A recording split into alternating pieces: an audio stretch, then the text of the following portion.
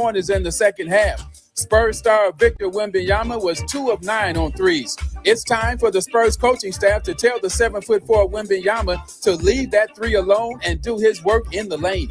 Game 2 is Friday night in San Antonio. No debates, no speculation, just the info you need. That's your KBLA Sports Minute. I'm Ray Richardson on KBLA Talk 1580.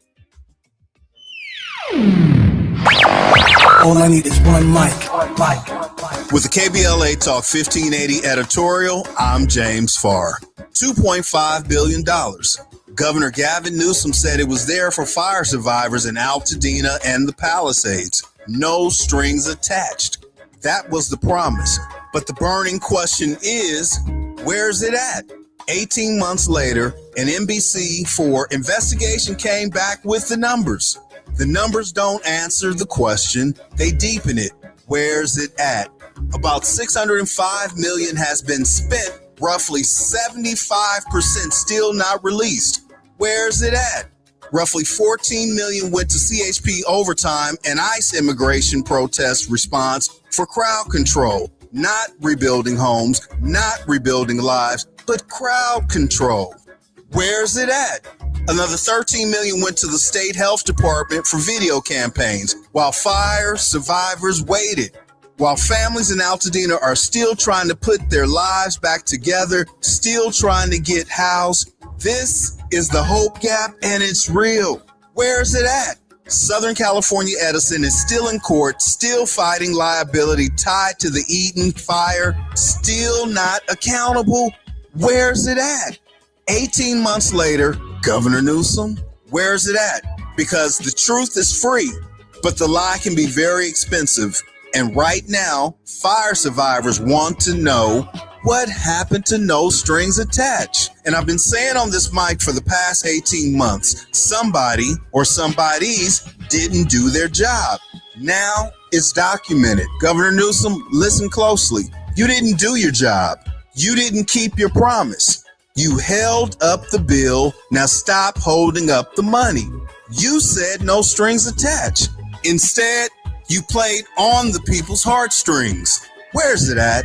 See, Governor Newsom, even at the French Laundry, if it don't come out in the wash, it's sure enough gonna come out in the rinse, and the rinse cycle is here.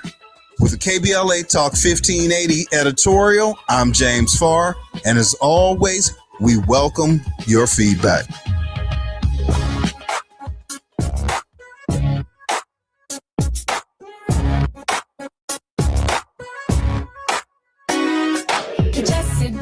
Junior Show.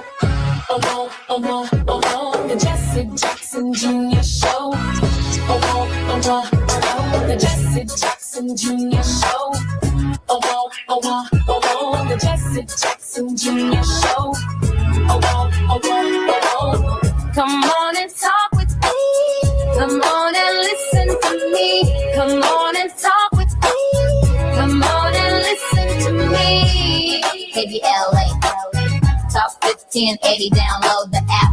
I'm Jesse Jackson Jr. Welcome forward to the Jesse Jackson Jr. Show. It's Thought Provoking Thursday, and we are in conversation with Atiba, former Deputy Executive Director for the National Black Caucus of State Legislators, Strategic Alliance Consultant, and President of Party Politics US, political contributor for BNC News, The Heat, In the Know with Mo, The Leslie Marshall Show, iHeartRadio, and GovExec, 96.3 WHUR, and the One America News Network.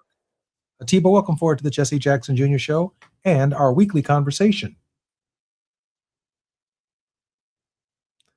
I think Atiba is muted.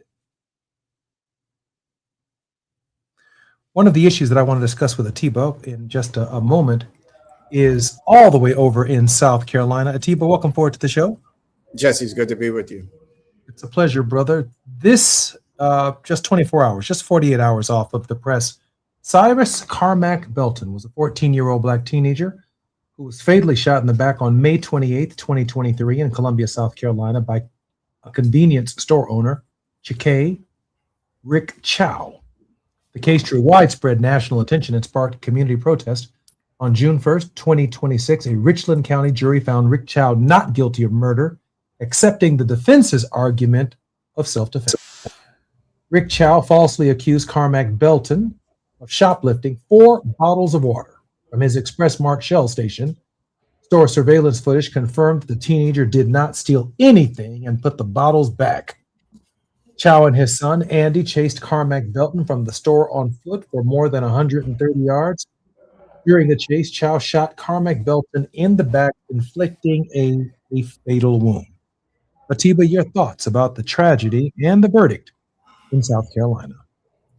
First and foremost, Jesse, my thoughts and prayers. And it's like we say this all the time, but I mean it, with the family, because not just was this senseless, but it's just another case of vigilante justice, if you might want to say. But I don't know where the justice is, because Cyrus, in all accounts, at least from what I've seen, read, and talked to people in South Carolina, did nothing wrong, aside from walking into that store. And the other piece of the story that I find interesting are, one, finding out and learning more about South Carolina's laws as it relates to murder. They don't have second degree, they don't have third degree. So there are questions in terms of what was the judge's instructions to the jury, which may have made it difficult for them to return a guilty verdict. But also the fact that Chow also, years before, had shot 2 other people who actually did shoplift from his store. One of them, he opened fire on a vehicle of a shoplifter, and another one he actually did shoot. And in neither case was he ever convicted. It seems increasingly that Black lives, particularly in the South, do not matter when you think about 4 bottles of water. I mean, does that rise to the nature of deadly violence as a reaction to 4 bottles of water? And it turns out, of course, the video footage confirms that Cyrus did not take the 4 bottles of water. In fact, he put the 4 bottles of water back, but that did not spare his life. 4 bottles of water. Atiba? Yeah, in fairness, let's talk about what also came out in the case was that Cyrus did have a gun, but the video footage does show that he demonstrated and told them that he didn't have any water. He walks out of the store, and then they chased him. And they chased him for 130 yards. And Chow's defense was that Cyrus pointed a gun at his son. I don't think, or at least I have not seen anything, and I have not heard anything to show that there's any video evidence of this. But what we do know is that he was chased more than the length of a football field, and he was shot in the back. And the tragedy is what it is. This is a conversation that's taking place all across the nation at this hour. Brother Cyrus Carmack Belton, age 14, shot in the back while retreating from a crime apparently that he did not commit in South Carolina. And of course, Atiba, there were African Americans on the jury, correct? There were from what I understand, there were 7 African Americans on the jury, and the prosecutor was also African American. I'm Jesse Jackson Jr. You're listening to the Jesse Jackson Jr. Show. We're commemorating this 250th anniversary of the nation, but for the Negro, July 4th, 2026, like July 4th, 1776, is just another day. I'm Jesse Jackson. More on KBLA Talk 1580 when we come forward in our conversations with Atiba. It's afternoon drive time with Jesse Jackson Jr. Only on KBLA Talk 1580.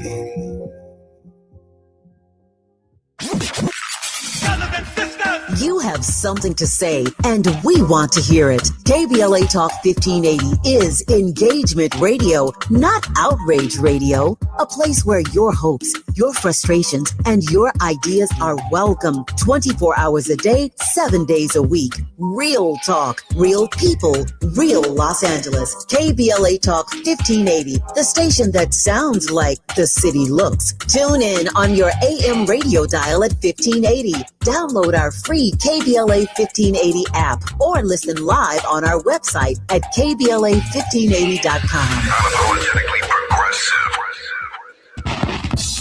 celebrate. Y'all did it. Loving each other, needing each other.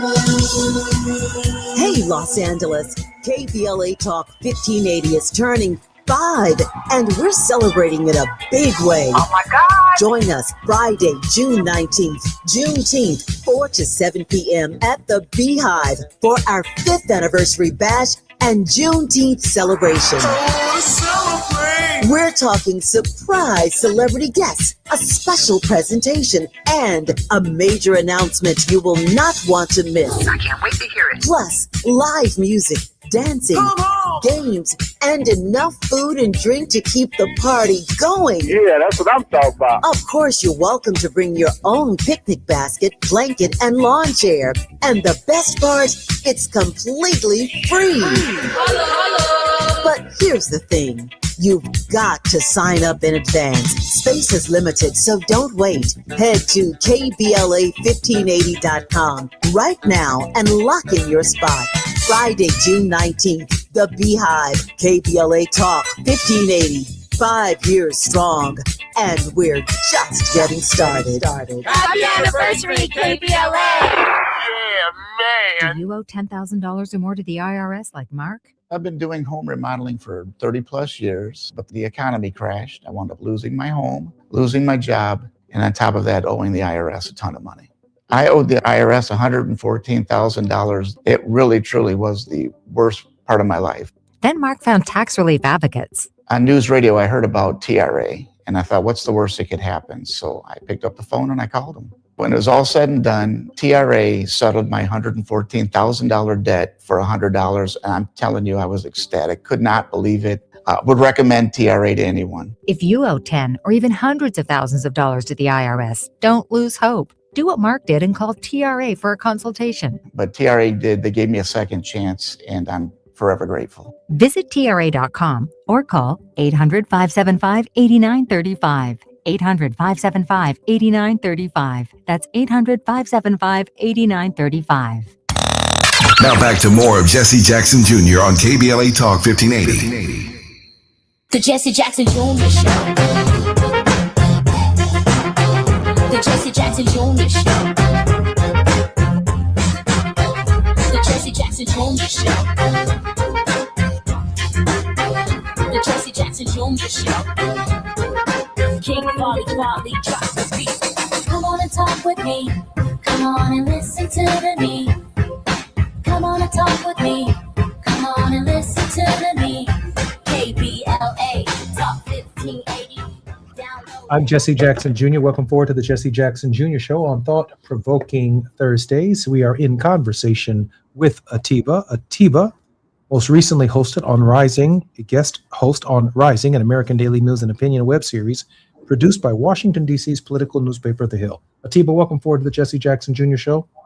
Jesse, it's good to be here. Atiba, a rare moment of bipartisan agreement.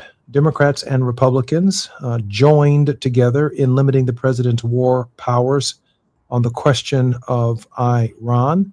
And I might add, Atiba, ironically, it was George Bush who extended the war powers resolution to the war in Iraq. The Congress did not come together to limit the president's powers with respect to that particular conflict, ultimately granting George W. Bush the power for the conflict to proceed.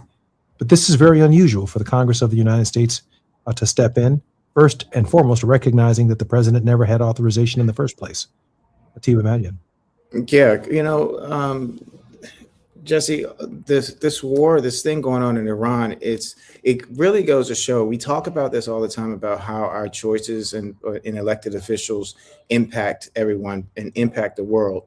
This one is impacting us at the gas pump. It's impacting a lot of different things that are going on right now in the Middle East, and it happened so quickly. So not surprised that the Republicans took the position to vote with Democrats on this. What I think is more so to watch is what's going to happen over the next few weeks and what will the administration's response be to further action that's there. Supposedly there's more conversation going on in terms of a ceasefire. But then we also saw some things happen with Lebanon this past week.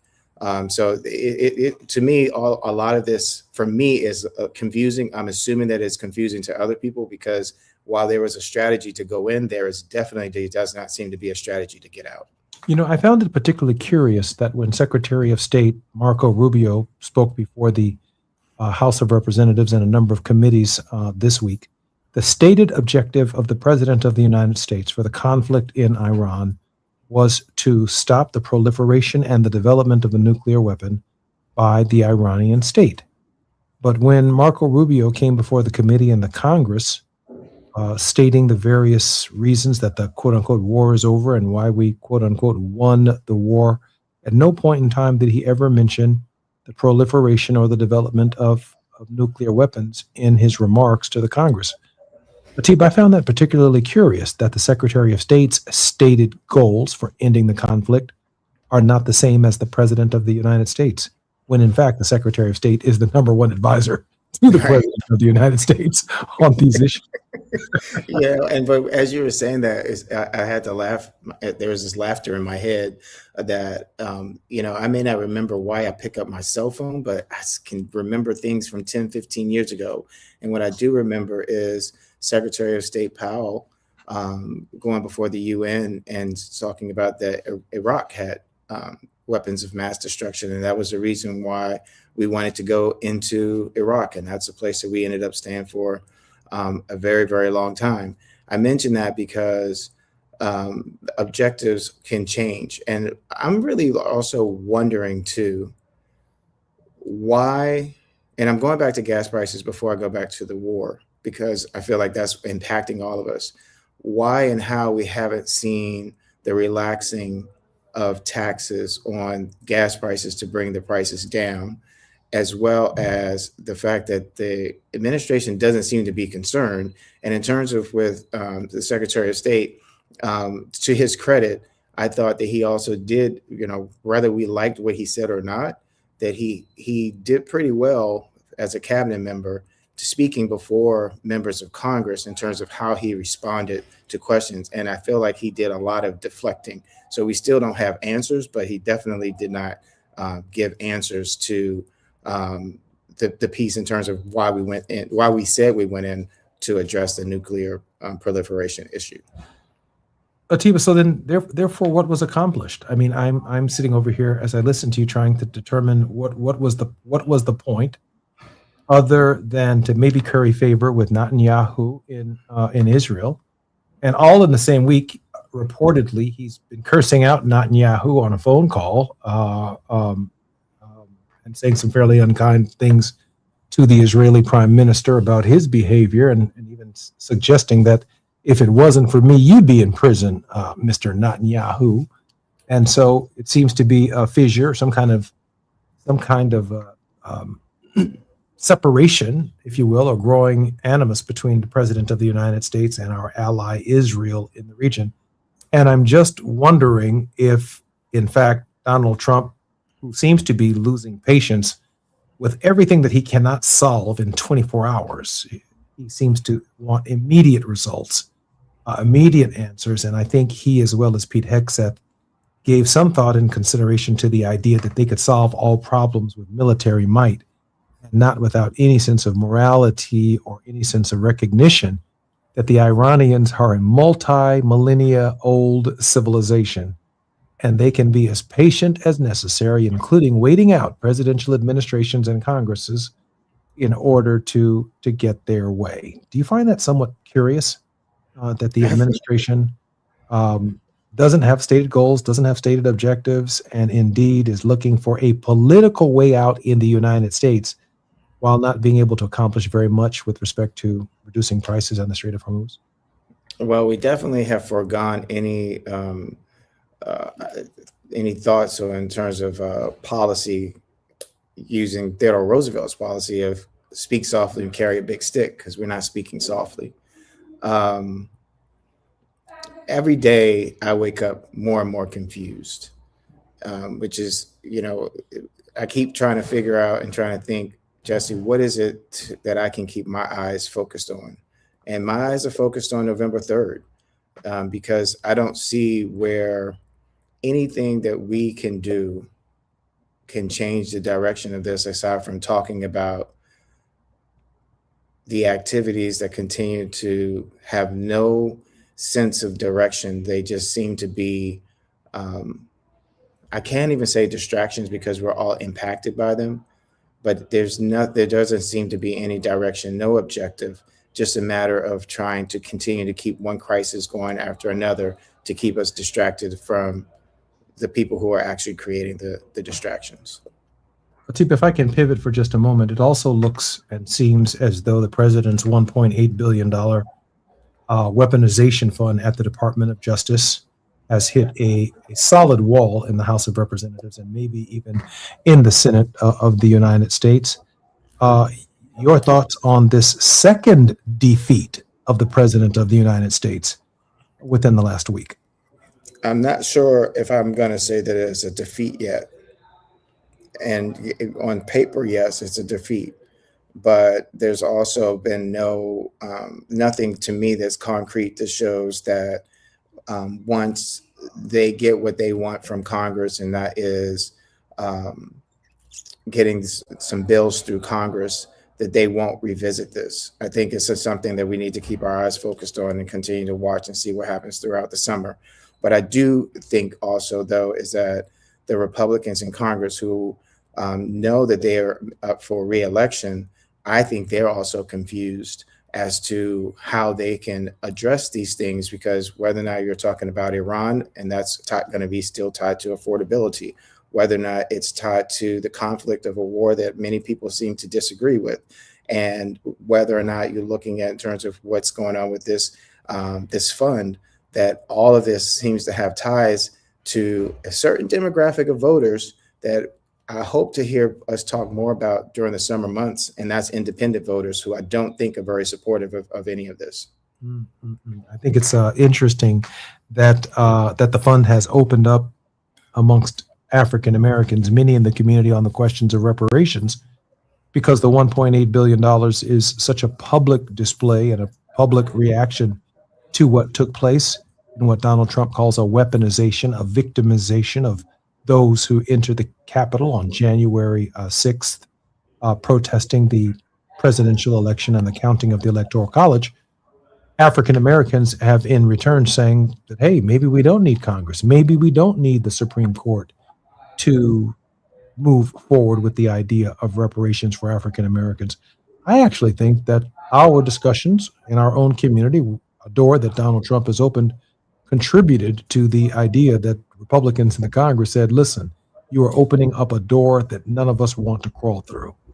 And therefore, in some, large measure, they backed off of the reparations for January 6 victims because of the demands that were coming from many Americans who have been aggrieved, disenfranchised, locked out, discriminated against, disproportionately incarcerated, and the victims of the peculiar institution of slavery. And you know, Jesse, I feel like every day I'm having a conversation with someone who's asking me, a lot of times because they're seeing me wear a shirt that says midterms effing matter, but are asking me about my thoughts on the election.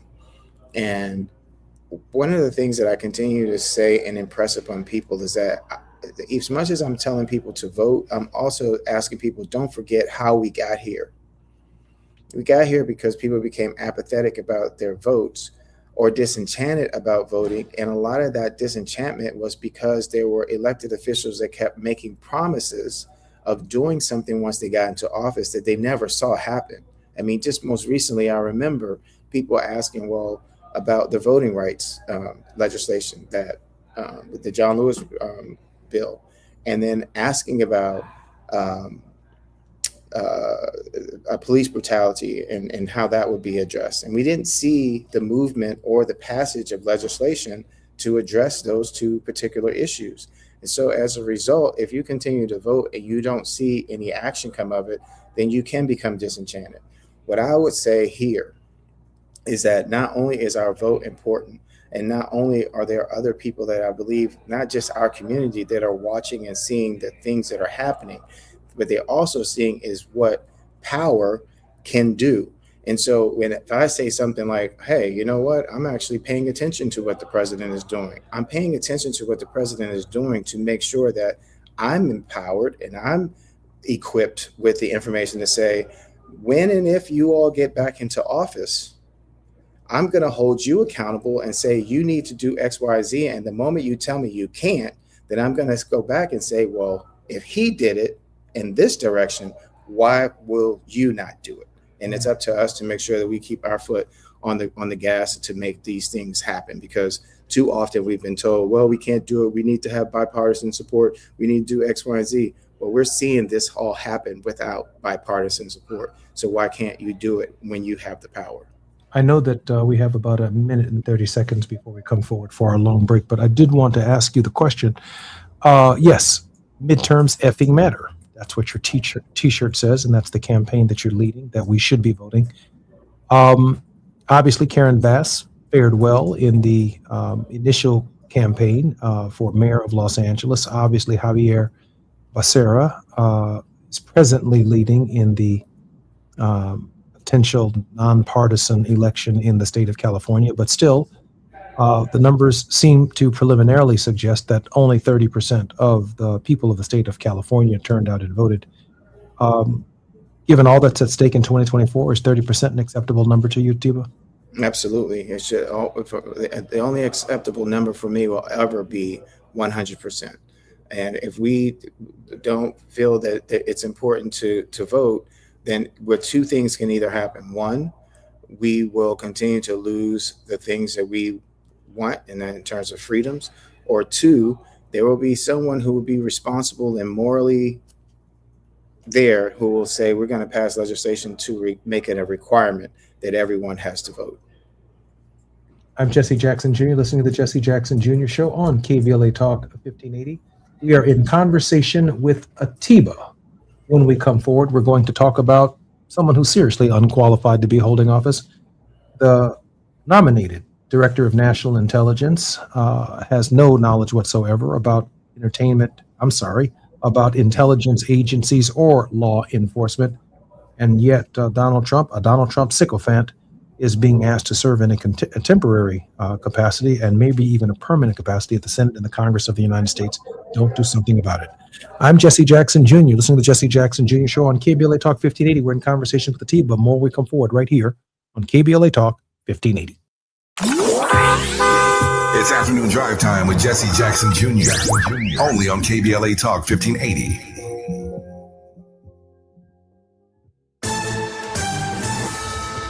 I'm Amber Payton with BIN News Now. Black Congressman and gubernatorial candidate Byron Donalds of Florida is praising the passage of a Florida property tax relief bill to really help working families and seniors on fixed income. The proposed constitutional amendment will go before voters in November and would raise the homestead exemption to $250,000 over 2 years. A jury has been seated in the nationally watched Texas murder trial of Black teenager Carmelo Anthony. He's charged in the 2025 stabbing death of Austin Metcalf, who was white at a Frisco track meet. Civil rights leader Dominique Alexander criticized the jury selection, saying no Black jurors were chosen. And the Prince estate is releasing 10 previously unheard Prince songs. The new collection, Timeless, features music recorded throughout his career from 1977 to 2016. The announcement follows the release of Stone, an unreleased track from 1995. Get BIN News Now on demand 24/7 on the iHeartRadio app.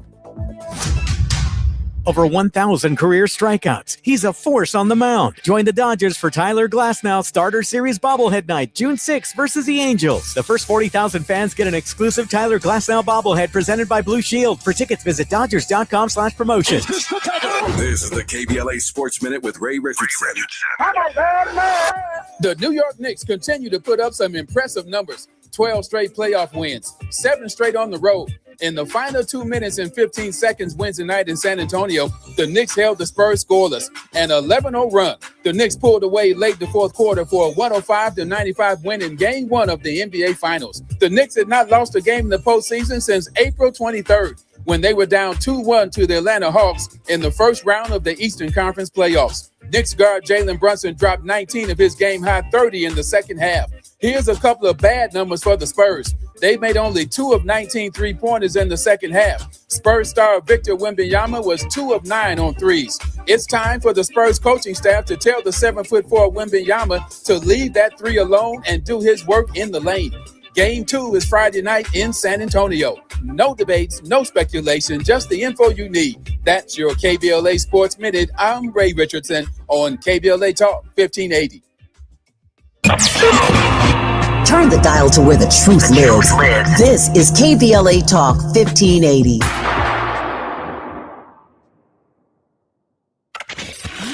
We've got a lot to talk about.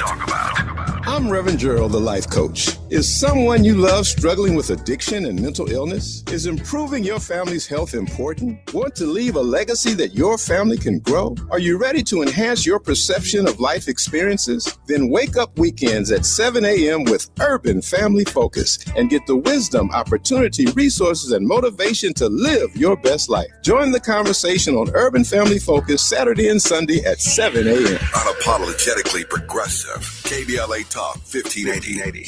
We've got your black.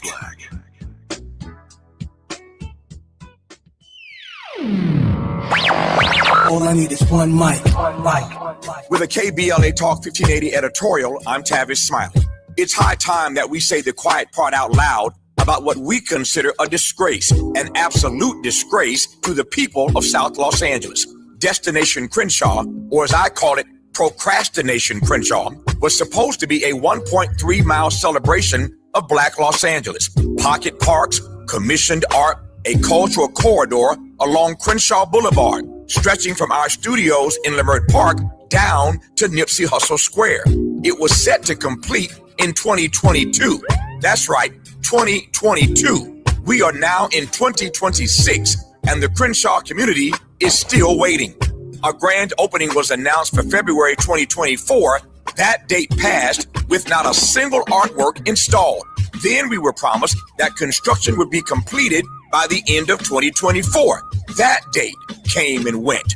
Our understanding is that as of last fall, the 8th Council District Office was still scrambling to raise additional monies just to restart the project, which has been paused again and again.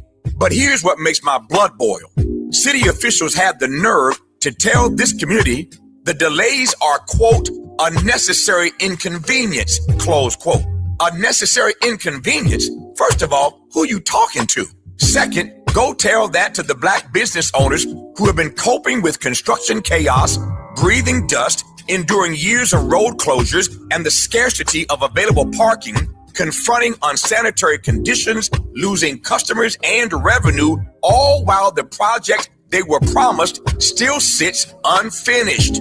They wouldn't let a project sit this long in any other part of this city. And for what it's worth, our elected official just happens to be the president of the LA City Council. Meanwhile, the city is laser focused on sprucing things up for the World Cup and the Olympics. Please, if this corridor were in Brentwood or Beverly Hills, it would have been completed on time, on budget, and on the cover of every magazine in town. The Crenshaw community deserves better. They deserve the truth, and they deserve what was promised to them. Now, right now, not when it's convenient, not when the cameras are rolling for the Olympics. Now, this isn't incompetence. This is a pattern. And at some point, neglect becomes a decision. With a KBLA Talk 1580 editorial, I'm Tavis Smiley. As always, we welcome your feedback.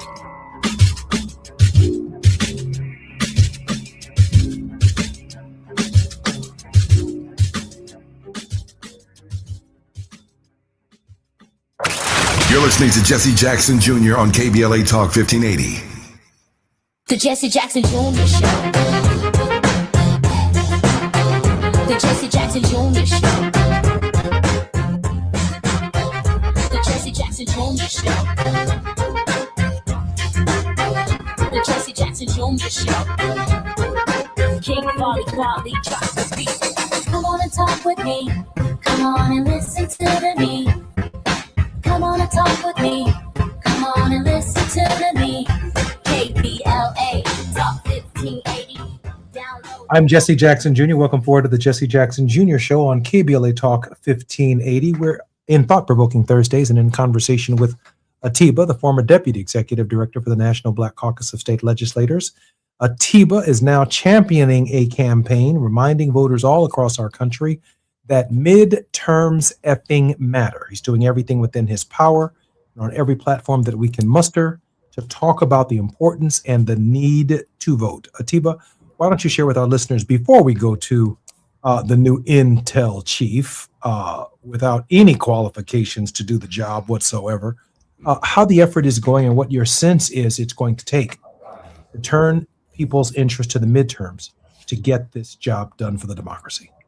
Thank you, Jesse, for that. And, thank you for not just that introduction, but thank you for everything that you're doing and so many others around the country are doing. And what we're doing is is part of a collaborative effort. It's part of what I believe, especially during the summer and early fall months, that so many more people are going to be doing in terms of registering people to vote, making sure that people are checking their registrations. And what we've done is created a website that allows people to do all those things. But we're not saying that you just have to come to our website. We're just saying go to a website and find out whether or not you are registered to vote. If you have been removed, make sure that you get yourself back on the voter rolls. Know where it is you're going to vote. If you're not registered to vote, please register to vote. This is an election, and we've heard this over and over again for years, that voting is so important, that you have to vote like your life depends on it, or that this is the most important election of your lifetime. Well, all those things and more. But I think also every election is that important.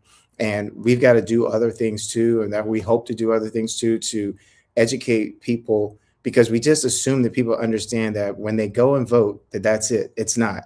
We have to stay engaged in the whole process throughout. We have to teach each other so that we understand that if you don't like something that's going on in your city, then go to a city council meeting. Or if you don't have time to go to a city council meeting, you can watch it online. But the main thing is to understand and know what's going on, who your council members are, who your judges are, who your mayors are, who all these different elected officials. It's not just about the president of the United States. It's not just about the Congress. It's not just about the state legislature. Politics, as Tip O'Neill said, is where the rubber meets the road.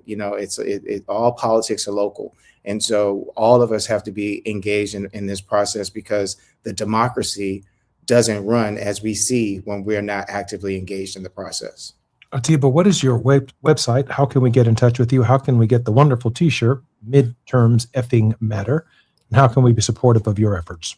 The website is just as you just said, midterms, FING matter.com. If you want, please go to the website. If nothing else, just go and check out and see what's on the website. But if you want to wear the message and you want to share the message because you're wearing a shirt, or you're drinking a cup of coffee, or on your hat, or however way it is, we have different items that are on the website. And those, and by supporting the work that we're doing, our goal is to engage with voters. And we want people to post videos, post pictures, not just about wearing the shirt, but about why this midterm election is so important to you. And we hope to also work to help people get out the vote. I primarily would like to focus on working to make sure that we can help as many seniors and as many people from the disability community get out to vote, but we need to work and help everybody get out to vote. And I encourage everyone, take one. When you go to vote, take somebody with you. And if you're taking someone with you, ask them to bring somebody with them. Each one of us, the same way that we see the images and we commemorate in March, the Selma March, so that we gain the right to vote, is the same way that I hope to see that we're voting all over this country in droves. Early, you can early vote. In some cities and states, you can still mail in your ballots. But whatever you do, please vote. And so the website is midterms, FING matter.com. Pete Hegseth, the Secretary of War, Secretary of Defense, recently, within the last week, fired, if not demoted, if not removed from a list, Black men and women, and yes, white women who served the military for 25, 30, or 40 or more years, who were in line for promotions within the Pentagon, simply because they were black, simply because they were female. And now the president of the United States has asked the former intelligence official, Tulsi Gabbard, who has now resigned from her position. In fact, I think she was fired, that a gentleman by the name of Bill Pulte will be hired as the interim chief of the National Intelligence Community. The new intel chief is a partisan warrior who has the president's ear, according to many sources. Former intelligence officials worry that Bill Pulte will have access to a treasure trove of intelligence and seek retribution against Trump's political enemies or try to justify federal intrusion into upcoming elections. The partisan warrior named to serve as the country's top intelligence official is part of a small circle of trusted allies who won President Donald Trump's confidence by taking swift action against his prominent Democratic critics, according to three people with knowledge of Trump's decision. Bill Pulte, the administration's chief housing regulator, who is due to take over as acting director of national intelligence by the end of the month, as Trump's ear, shares his sense of urgency, and is a regular presence at the White House and at Trump's properties in Florida, the People told NBC. Trump, and I quote, is always with Pulte and always saying we're running out of time to get things done, one of them said. His favorite statement in the presence of the President of the United States is we're running out of time to get things done. That cannot be good news, given that Mr. Pulte is primarily known for seeking retribution against President Trump's critics. Your thoughts on Donald Trump hiring someone who is totally unqualified to be the director of national intelligence, juxtaposed against the African-American men and women, and even white women that he removed from the, under Pete Hegseth, that were removed from the promotions list at the Pentagon. You know, Jesse, I try real hard not to say these people's names, so I'm not going to say these names, but I'm going to say blank Holmes. Yeah, I think that'll work. But just blank Holmes, and if you like, to look up his name and Holmes. You know, these people are fighting, and they feel as if by what they're doing, that they are exciting their base, but their base is getting smaller. And they have to do these things because some people don't want to go to jail. You know, there have been so many laws that have been broken. So, you know, I just say to people, just take notes and look at what is it that we can affect. It's like, for instance, last night I was watching the Knicks against San Antonio Spurs. Great game. I'm watching it as a fan. I can't affect anything on the game except for watch it and then keep watching it so that hopefully they keep showing us more games. But I bring that up because unless you're on the bench and can ask the coach to put you in the game, you can't affect anything with that. But what you can do is watch the games. Where we can do with voting is different. We can watch and see what they're doing. We can vote, and we can vote for people. And I keep using this term, vote in numbers too large to manipulate the outcome, because what you just said, they're running out of time. And I won't say that we have a lot of time, but I'm saying that we have time to organize to do this stuff.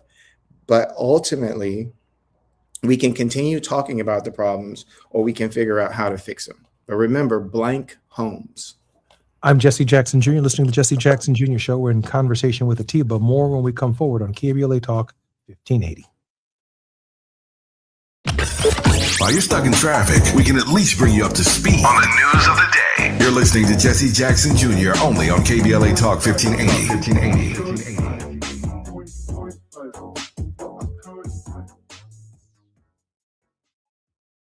Do you have 3 ex-wives and your current trophy wife wants a life insurance policy 3 times the size of the policies you had to purchase for your previous mistakes? If so, you need to call Big Lou at Term Provider, 800-345-2789. Big Lou is intimately familiar with your problems, and if you're 50 or 60 years old and in reasonably good health, a $1 million policy should only cost about $100 to $200 per month. Big Lou may have a solution for your previous policies as well. You may even save enough money to lighten the load on your new $1 million policy. Remember, call Big Lou. He's like you, except he's only on number 2. Call Term Provider at 800-345-2789. That's 800-345-2789 for $1 million in term life insurance that you can live with. Call Big Lou at 800-345-2789.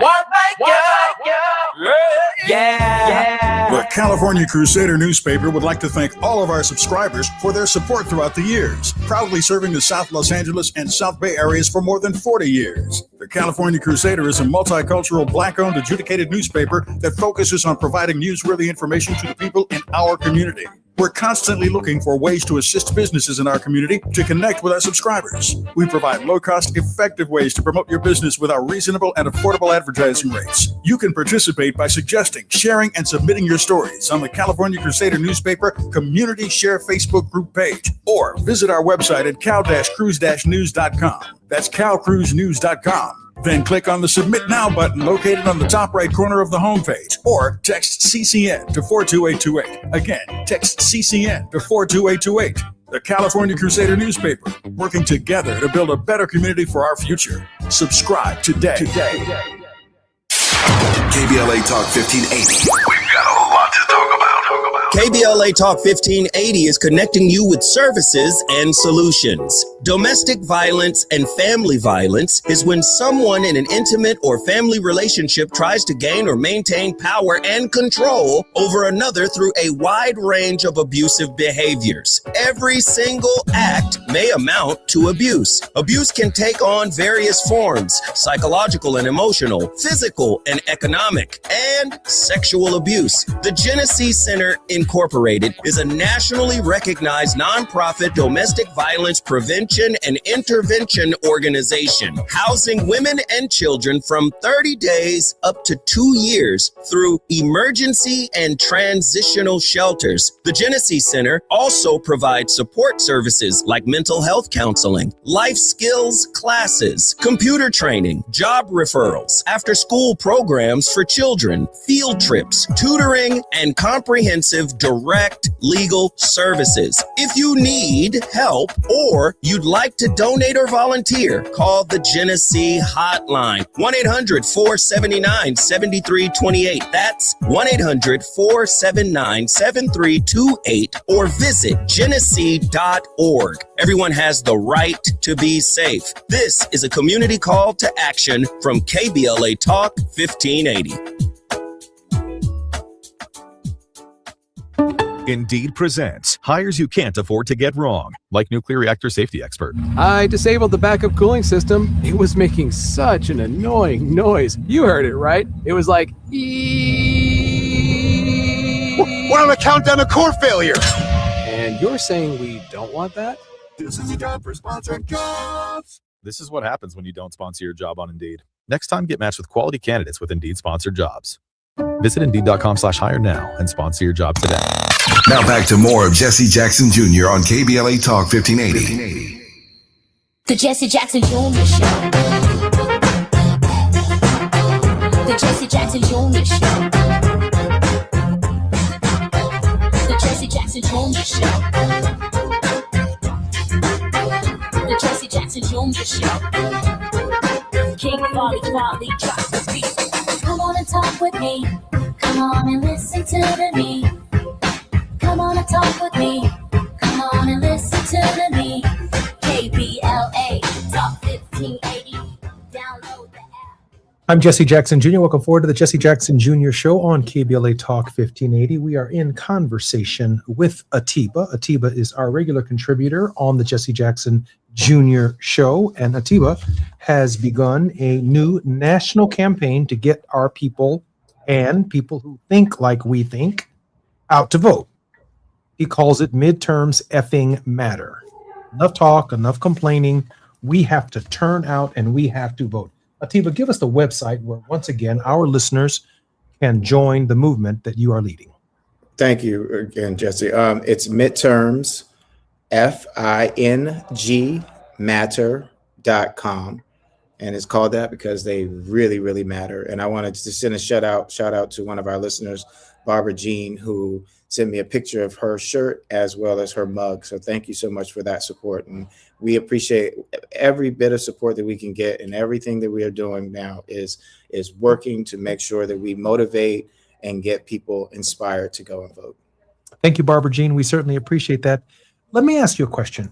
So we began the conversation earlier talking about turnout in the primary. Of course, that's not the general election, and a significant amount of your thrust is for a general election turnout that that really allows the democracy to fully express itself in light of all that's taking place. So I don't expect necessarily a 100% turnout in primaries where Democrats and Republicans are engaging in intra-party struggles, fighting over the direction within their party.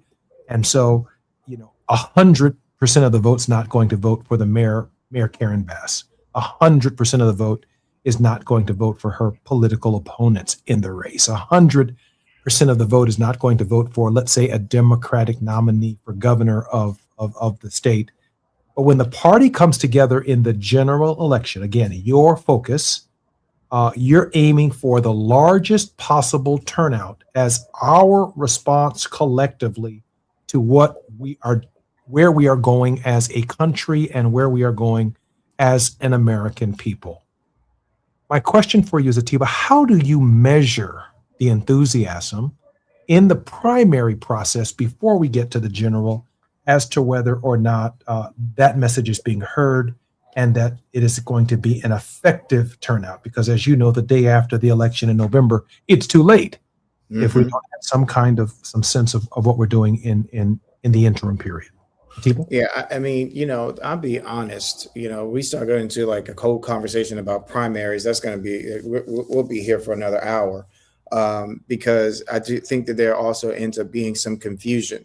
And not everybody knows when the primaries are. And in some cases, as I talk to elected officials, not every elected official who's an incumbent actually wants everybody to vote, which is I've got people who come up to me every day saying, I'm looking forward to voting for you in November. I'm like, bro, where were you? That election was in March. What are you talking about? November. I'm not going to be on the ballot, partner, because you didn't vote, man.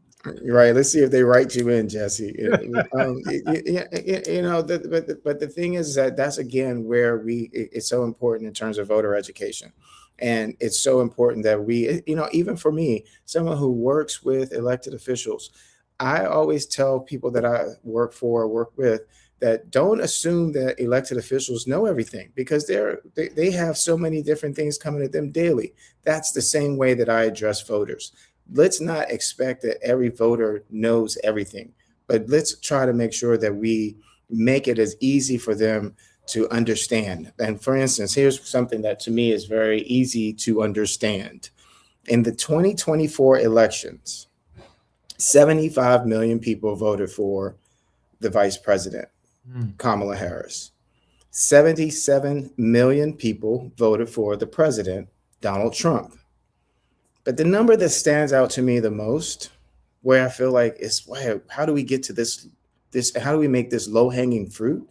Is the 89 million eligible voters who did not vote. That's a pretty high number. So more people did not vote than who voted for either one of each of the candidates. So 150 million people roughly voted in the election, but 90 million people roughly did not vote. Yeah. And so I don't want to call these people independent, because whether you're Democrat, Republican, liberal, or conservative, independents tend to vote one way or the other for the existing population of people who do turn out. There is this category out here, this 89 million people, this 90 million people who don't identify as Democrat, Republican, independent, or anything. They're eligible to vote, but they don't participate.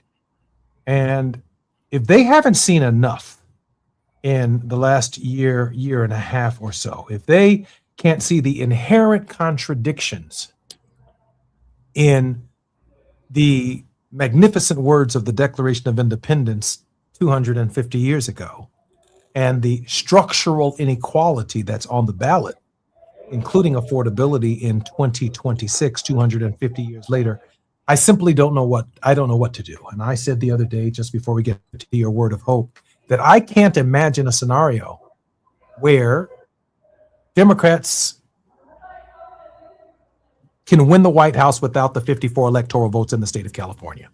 I just can't imagine a scenario. Now, there are other states where we might pick them up, but California is central to that coalition. It's central to getting to 270 votes. And when we're talking about a 30% turnout in the primary election, of course, they're still counting votes in many of these races, but it's not expected to exceed 30% of the vote.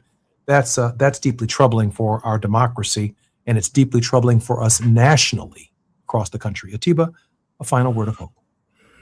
Well, my hope is that I often think about the fact of my ancestors who worked in the fields and those who were thankfully freed 65 years before slavery ended. And the thing that I think about when from both perspectives, those that were enslaved and those that were free, is that I don't believe that they were ever saying, I want to be a free Black man, I want to be a free Black woman. I think they just wanted to be a free human being. And I think that when we talk about these issues that are confronting of us, is that it's up to us to recognize within us our human side, because that's what we keep asking other people, see me as a human being. And so my hope through all of these things is that we find better ways to identify with each other and our humanity, because if we want to address all these different issues that are going on, whether or not it's sexism or racism, all these different things, I don't believe that we can address them without getting back to our humanity. And in doing so, that the hope is that as people who are citizens of this country, that we still also look at each other and recognize each other, that we're just Americans and all of us are just looking for a piece of this apple pie, not the crumbs, but the apple pie. And my hope is that we all vote in numbers that are too large to manipulate the outcome. And we sit down with people that we don't always agree with and find ways to come together, work together, and recognize that whether you like me or not, we are all in this together. Thank you, Brother Atiba. I appreciate you. Appreciate you. I'm Jesse Jackson Jr. Coming up next, Johnny Mack in the World House, along with Dr. Nee Cordelai-Corte, our A More Perfect Union host in the evenings, direct from the White House. They both returned from Cuba recently on a humanitarian mission. We'll get more insight from both of them on what's taking place in our neighboring island. I'm Jesse Jackson Jr. More on KBLA Talk 1580 when we come forward on the Jesse Jackson Jr. Show. KBLA 1580 Santa Monica. I'm Amber Payton with BIN News Now. Black Congressman and gubernatorial candidate Byron Donalds of Florida is praising the passage of a Florida property tax relief bill to really help working families and seniors on fixed income. The proposed constitutional amendment will go before voters in November and would raise the homestead exemption to $250,000 over 2 years. A jury has been seated in the nationally watched Texas murder trial of Black teenager Carmelo Anthony. He's charged in the 2025 stabbing death of Austin Metcalf, who was white at a Frisco track meet. Civil rights leader Dominique Alexander criticized the jury selection, saying no Black jurors were chosen. And the Prince estate is releasing 10 previously unheard Prince songs. The new collection, Timeless, features music recorded throughout his career from 1977 to 2016. The announcement follows the release of Stone, an unreleased track from 1995. Get BIN News Now on demand 24/7 on the iHeartRadio app.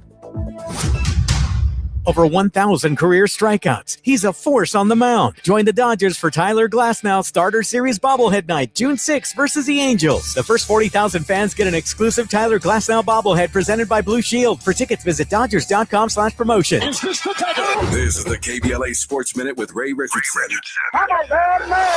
The New York Knicks continue to put up some impressive numbers. 12 straight playoff wins, 7 straight on the road. In the final 2 minutes and 15 seconds Wednesday night in San Antonio, the Knicks held the Spurs scoreless. An 11-0 run. The Knicks pulled away late the fourth quarter for a 105-95 win in Game 1 of the NBA Finals. The Knicks had not lost a game in the postseason since April 23rd, when they were down 2-1 to the Atlanta Hawks in the first round of the Eastern Conference playoffs. Knicks guard Jalen Brunson dropped 19 of his game-high 30 in the second half. Here's a couple of bad numbers for the Spurs. They made only 2 of 19 three-pointers in the second half. Spurs star Victor Wembanyama was 2 of 9 on threes. It's time for the Spurs coaching staff to tell the 7'4" Wembanyama to leave that three alone and do his work in the lane. Game 2 is Friday night in San Antonio. No debates, no speculation, just the info you need. That's your KBLA Sports Minute. I'm Ray Richardson on KBLA Talk 1580. All I need is one mic. With the KBLA Talk 1580 editorial, I'm James Farr. $2.5 billion. Governor Gavin Newsom said it was there for fire survivors in Altadena and the Palisades. No strings attached. That was the promise. But the burning question is, where's it at? 18 months later, an NBC4 investigation came back with the numbers. The numbers don't answer the question, they deepen it. Where's it at? About $605 million has been spent, roughly 75% still not released. Where's it at? Roughly $14 million went to CHP overtime and ICE immigration protest response for crowd control. Not rebuilding homes, not rebuilding lives, but crowd control. Where's it at? Another $13 million went to the state health department for video campaigns while fire survivors waited. While families in Altadena are still trying to put their lives back together, still trying to get housed, this is the hope gap and it's real. Where's it at? Southern California Edison is still in court, still fighting liability tied to the Eden fire, still not accountable. Where's it at? 18 months later, Governor Newsom, where's it at? Because the truth is free, but the lie can be very expensive. And right now, fire survivors want to know what happened to no strings attached. And I've been saying on this mic for the past 18 months, somebody or somebodies didn't do their job. Now it's documented. Governor Newsom, listen closely. You didn't do your job. You didn't keep your promise. You held up the bill. Now stop holding up the money. You said no strings attached. Instead, you played on the people's heartstrings. Where's it at? See, Governor Newsom, even at the French Laundry, if it don't come out in the wash, it's sure enough gonna come out in the rinse, and the rinse cycle is here. With the KBLA Talk 1580 editorial, I'm James Farr, and as always, we welcome your feedback.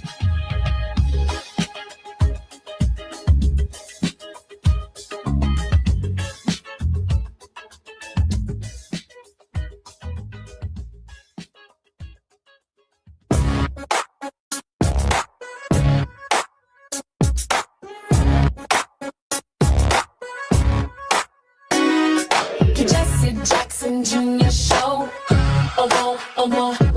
The Jesse Jackson Jr. Show.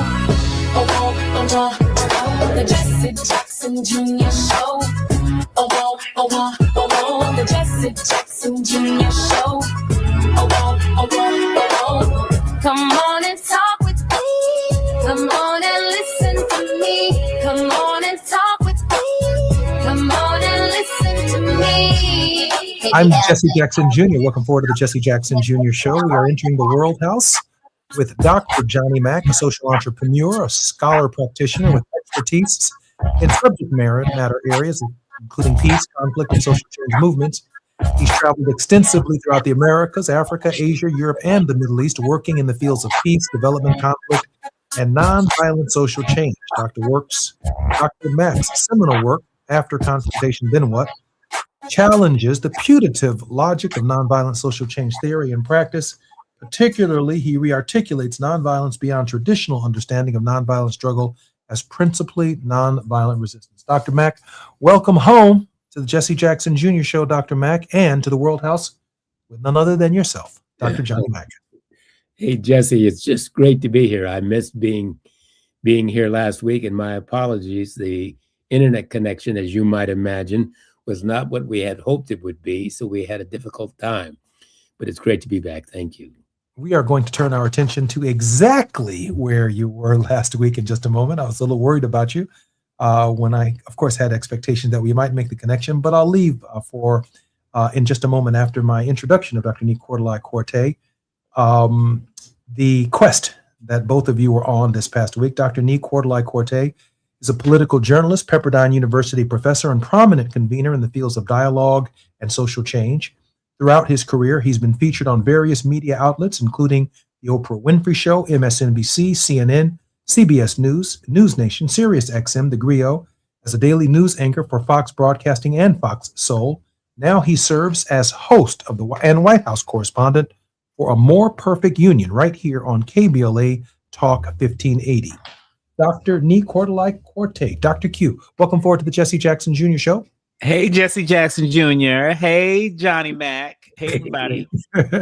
Hey, Dr. Q, before we get into this, and I'm going to do this several times over the course of the hour, what times are you on KBLA so our listeners can, of course, join your show throughout the day and weekly right here at KBLA? So the listeners of this show are, welcome to join our community of leaders, learners, and listeners for A More Perfect Union, weekdays, Monday through Thursday from 4 to 6 p.m. Pacific. And so that means it's going to be 6 to 8 p.m. Central Time. We welcome every single one of your listeners to come along for the ride. Thank you, Dr. Corte. Listen, Dr. Mack, you couldn't make it this past week, and there is a reason why, a very good reason why. You and Dr. Q were in a foreign country, a country that is very much in the news, and that Secretary Marco Rubio was before the Congress, I believe just yesterday, suggesting that the war in Iran is over, and he's now turning his attention to the humanitarian mission that you and Dr. Q were just on, and the learning expedition to which you had no power, no gas, and a lot of other, and no internet. Dr. Mack, share with us. We have about 2 minutes before we come forward, but we have the entire hour to discuss the significance of your trip. Dr. Mack. I'm delighted to do that. I'll take a minute, and then Dr. Q might take a minute before we break. So we were invited by the Institute of the Black World, 21st Century, and the Pan-African Unity Dialogue to join a gathering of about a dozen and a half people representing a number of disciplines to listen and learn about the challenges and I would add opportunities that the people of Cuba are confronted with. And boy, did we learn a great deal. Dr. Q, you want to give your intro on how you saw things? Yeah, I mean, we definitely saw a humanitarian crisis unfolding right before our very eyes. We drove past supermarkets that looked vacant, not because people don't need food, but because the supermarkets could only be open 2 to 3 hours a day because of the energy crisis. We drove past gas stations that looked vacant, not because people don't need gas, but because they can only be open about 2 to 3 hours a day. That's how much of a fuel crisis they're experiencing. We stumbled upon people who are asthmatic, where inhalers are becoming harder to come by. And so what I really hope that we can do over the course of this hour is to paint a picture for the American people so they understand what do we mean when we say a humanitarian crisis that is American made in Cuba right now. We still have power, and we're going to talk about that. Dr. Q is my senior on KBLA Talk 1580, and that is exactly what we're going to do when we come forward. We're in the World House with Dr. Johnny Mack. I'm Jesse Jackson Jr. More on KBLA Talk 1580 when we come forward, right here with Dr. Q and Dr. Mack in just a moment. It's afternoon drive time with Jesse Jackson Jr. Only on KBLA Talk 1580.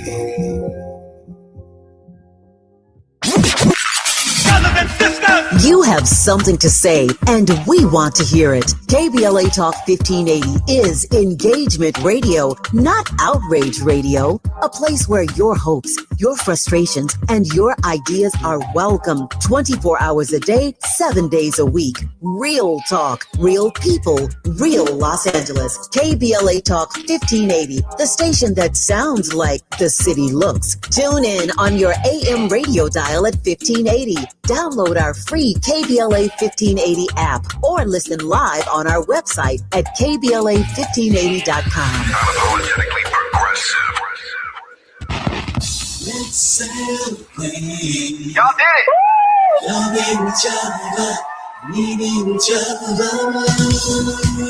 Hey, Los Angeles, KBLA Talk 1580 is turning 5, and we're celebrating in a big way. Oh my God.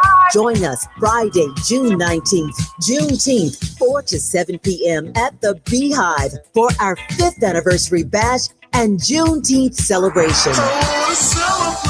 We're talking surprise celebrity guests, a special presentation, and a major announcement you will not want to miss. I can't wait to hear it. Plus, live music, dancing, games, and enough food and drink to keep the party going. Yeah, that's what I'm talking about. Of course, you're welcome to bring your own picnic basket, blanket, and lawn chair. And the best part, it's completely free. But here's the thing. You've got to sign up in advance. Space is limited, so don't wait. Head to KBLA1580.com right now and lock in your spot. Friday, June 19th, the Beehive, KBLA Talk 1580. 5 years strong, and we're just getting started. Happy anniversary, KBLA! Yeah, man. Do you owe $10,000 or more to the IRS like Mark? I've been doing home remodeling for 30 plus years, but the economy crashed. I wound up losing my home, losing my job, and on top of that, owing the IRS a ton of money. I owed the IRS $114,000. It really, truly was the worst part of my life. Then Mark found tax relief advocates. On news radio, I heard about TRA, and I thought, what's the worst that could happen? So I picked up the phone and I called them. When it was all said and done, TRA settled my $114,000 debt for $100, and I'm telling you, I was ecstatic. Could not believe it. Would recommend TRA to anyone. If you owe 10 or even hundreds of thousands of dollars to the IRS, don't lose hope. Do what Mark did and call TRA for a consultation. But TRA did. They gave me a second chance, and I'm forever grateful. Visit TRA.com or call 800-575-8935. 800-575-8935. That's 800-575-8935. Now back to more of Jesse Jackson Jr. on KBLA Talk 1580. The Jesse Jackson Jr. Show. The Jesse Jackson Jr. Show. The Jesse Jackson Jr. Show. The Jesse Jackson Jr. Show. King Volley, drop the beat. Come on and talk with me. Come on and listen to the me. Come on and talk with me. Come on and listen to the me. KBLA Talk 1580. I'm Jesse Jackson Jr. Welcome forward to the Jesse Jackson Jr. Show. We are in the World House with Johnny Mack, and we have our very special guest and regular contributor here at KBLA, Dr. Nee Quartelai-Corte, Dr. Q, and Dr. Mack are joining us on the Jesse Jackson Jr. Show and in the World House with Johnny Mack. Gentlemen, welcome forward. Thank you, sir. Good to be here. Johnny, let me start with you because in this moment, painting the picture for those who are on the 405, the 101, the 5, the 10, the 118, and the 110 in Los Angeles, I'm thinking in this moment when Michael Corleone is sitting on the rooftop in Havana, Cuba with other gangsters, he witnesses something in the streets of Cuba that gave him some pause, that his investment in Cuba might be threatened by the idea of a people's revolution to take over the island. And he raised questions with the other gangsters. Hey, how am I sure and how is my investment secure here when I just saw a car blow up, killing government officials a few minutes ago in the middle of downtown Havana? From that moment, all the way through the Bay of Pigs to the present, Fidel Castro has played a unique role in liberation movements, along with Che Guevara in South America and in Africa and Angola and South Africa, and helping free Nelson Mandela and supporting movements around the world that liberated our people. There's a history there that we have tended to identify with. And then, Dr. Q, there is this problem that we have in the present where the Cuban experiment 90 miles from the coast of the United States of America is profoundly threatened by the absence of trade and a relationship with the United States that respected the sovereignty of their government. Dr. Mack, if you could start with the history and bring us right up, Dr. Q, to where we are today and what we're trying to do about it, I'd sure appreciate it. Dr. Mack? Well, Jesse, as you mentioned, this all began with the liberation movement in Cuba, and led by Fidel Castro and Che Guevara and others, and an attempt by the Cuban people, as they were understood then, to determine their own destination, determine the type of life they wanted, the quality of life they chose, determine the form of government they wanted, all based in their context, as they described it, on fundamental principles that we understand today of a peace and justful world. Of course, that was a time at the height of the Cold War and the struggle between the East and the West, or more specifically, the United States and Russia, on what form of government nation states should have. And having a country, a nation state, just 90 miles off the coast of the southeastern part of the United States was a real challenge for the United States. That led, of course, in 1962, I think it was, a U-2 plane noting that apparently someone was attempting to bring military hardware into Cuba that alarmed the United States, and that led to the Cuban Missile Crisis. And on goes that story. But in terms of the context that Dr. Q and I and others, what brought us to our mission just last week is what impact this more than 50, almost 60-year struggle. I mean, just imagine this. Can you imagine a 50 to 60-year struggle, a blockade that literally strangles the lifeblood of a people, limiting their quality of life, limiting their access to energy, their access to food, their access ultimately to self-determination. This is what Cubans, ordinary citizens like you and me, and more particularly like our listeners, have suffered as leaders, so-called, of nation states argue over who should make the decisions and what type of government they should have. And so ordinary citizens, ordinary Cubans have been suffering this challenge. That has led to where we are today. As Dr. Q indicated in his opening comments, grocery stores are closed, gas stations, there is no fuel.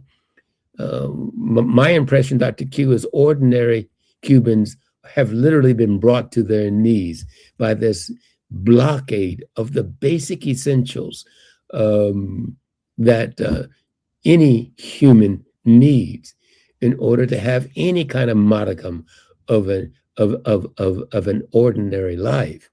And that's where we find ourselves today. Dr. Q, a blockade under any stretch of the imagination and definition is an act of war. Dr. Q, what did you experience? What did you witness? And please, in as graphic a detail as you possibly can, share with our mutual listeners what we're looking at here. Well, I know I've never experienced economic warfare on the ground anywhere. And that's exactly what it is. And we need to call it what it is, economic warfare.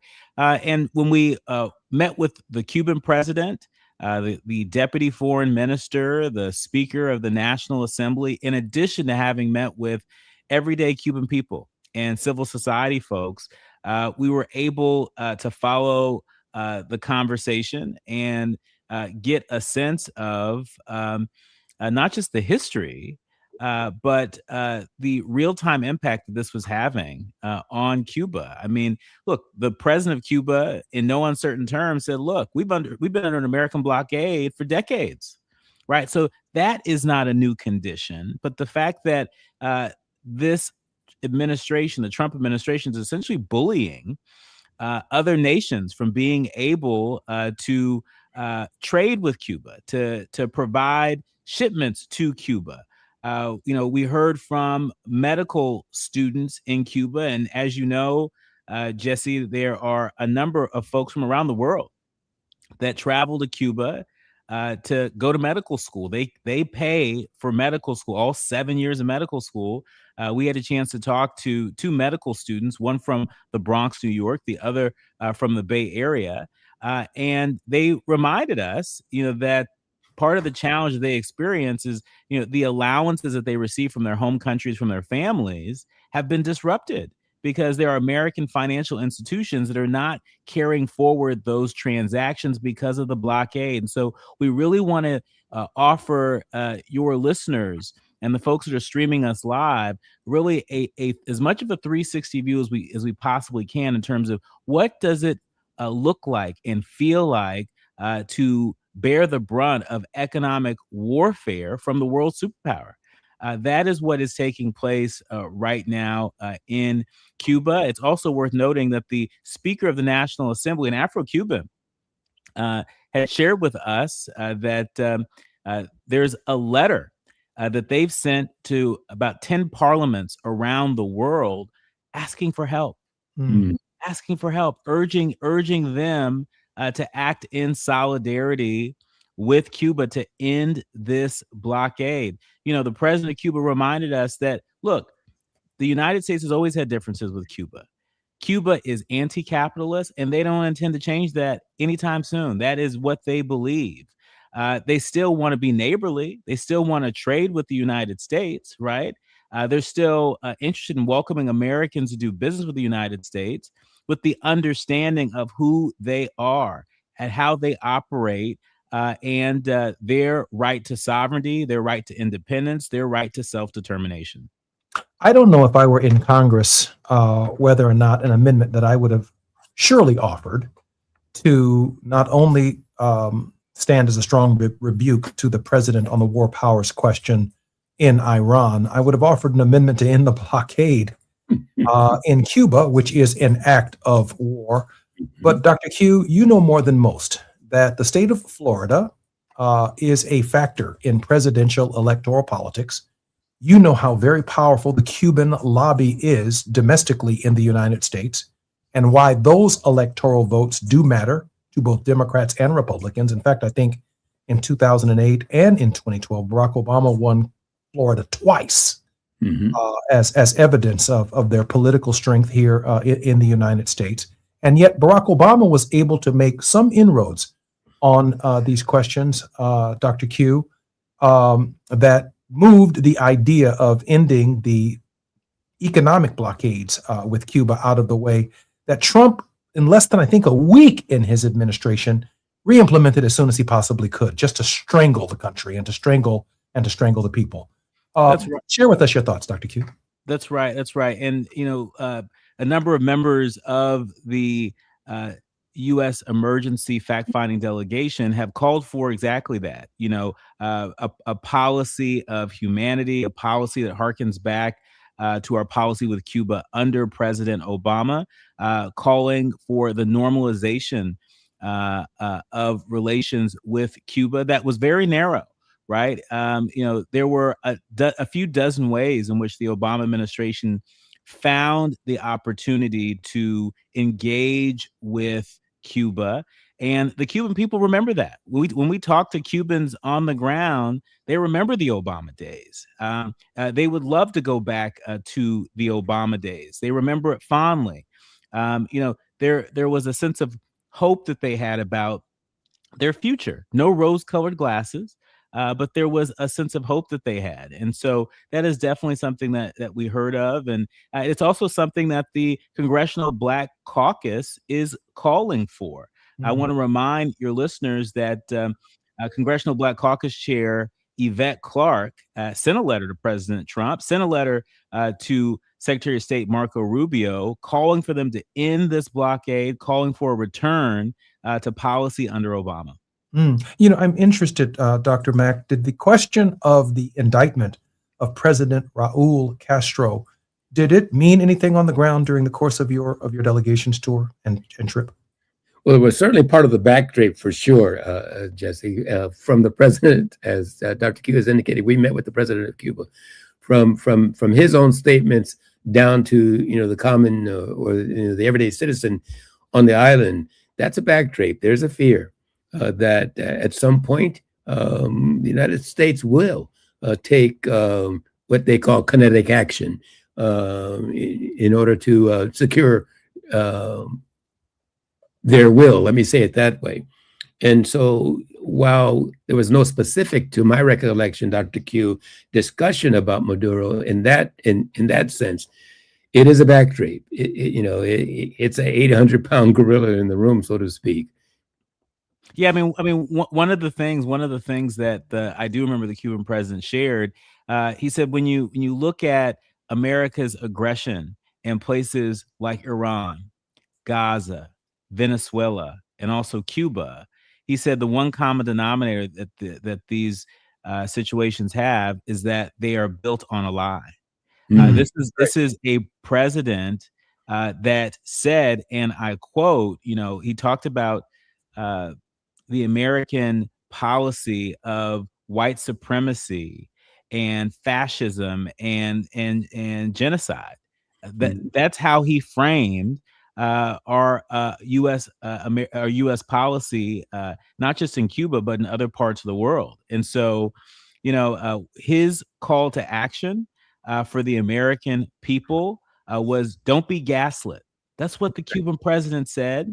Right. Don't be gaslit. He said, seek the truth, follow the truth. He said that Cuba wants to be neighborly and that Cuba comes in peace. And so, we know that there are folks out there who have lots of feelings about this Cuban government. I have lots of feelings about authoritarians and dictators at home and abroad. Hello. But our purpose was to go there to learn, to listen, to follow the facts and come back and share. Yeah, you're doing more than that. You guys are actually educating us on what we don't know on the ground in Cuba. The people are suffering. They are cognizant of what we are living under here in the United States and sharing with you, and you are subsequently sharing with us that its implications, white supremacy, the anti-capitalist behavior, the interventionist nature of this administration has real costs and real complications abroad that are nothing short of devastating. Of course, Johnny and I normally on this program have a philosophical conversation about Dr. King. I am wondering in this moment, Johnny, but I know we'll have to deal with it when we come forward. What would Dr. King say? What would he do? That's a question that we have to wrap our minds around in this hour, because I suspect after the midterms and we begin to turn our attention to 2028, these Democrats are going to be turning their attention to Florida. And that does not necessarily mean liberation for the people of Cuba. It means whatever they can do to get the domestic vote to regain control of the White House. And that comes at great cost to the liberation of people in Cuba and South America and around the world. I'm Jesse Jackson Jr., listening to the Jesse Jackson Jr. Show, honored in this hour to be with Johnny Mack and to have the host of A More Perfect Union right here at KBLA Talk 1580 with Jesse Jackson Jr. on our show. More when we come forward on KBLA Talk 1580. It's afternoon drive time with Jesse Jackson Jr. Only on KBLA Talk 1580.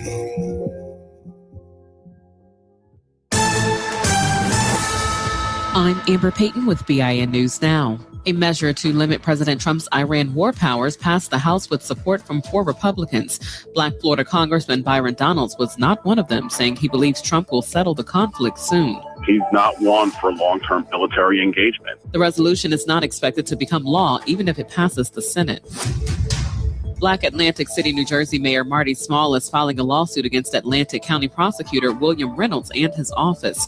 The complaint follows Small's acquittal last December on charges involving the alleged physical abuse of his teenage daughter. Small alleges Reynolds worked with certain political figures in an effort to push him out of the office. And the Justice Department is investigating Arizona State University's DEI practices. Officials say viral videos raise claims that ASU denied equal treatment to students based on race, color, or national origin. Get BIN News Now on demand 24/7 on the iHeartRadio app. Over 1,000 career strikeouts. He's a force on the mound. Join the Dodgers for Tyler Glasnow Starter Series Bobblehead Night, June 6 versus the Angels. The first 40,000 fans get an exclusive Tyler Glasnow bobblehead presented by Blue Shield. For tickets, visit Dodgers.com/promotions. This is the KBLA Sports Minute with Ray Richardson. I'm a bad man.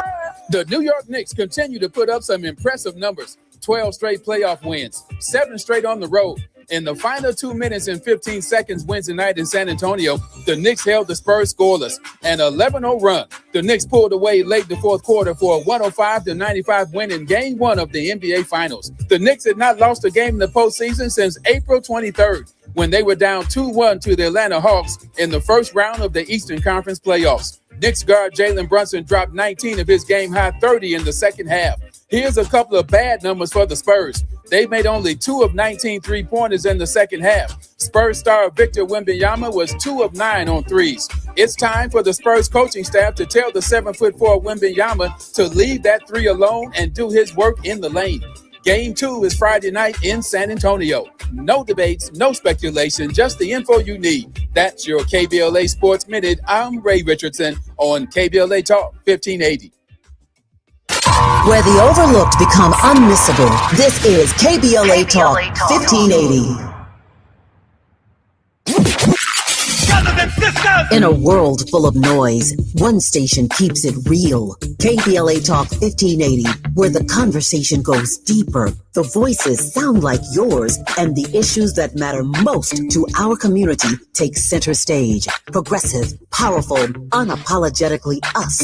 Whether you're driving through the city or tuning in from your home or office, join the public square. KBLA Talk 1580. Your home for talk that enlightens, encourages, and empowers. Listen live on our free KBLA 1580 app, on our website at KBLA1580.com, or on your radio dial at 1580 AM. Unapologetically progressive.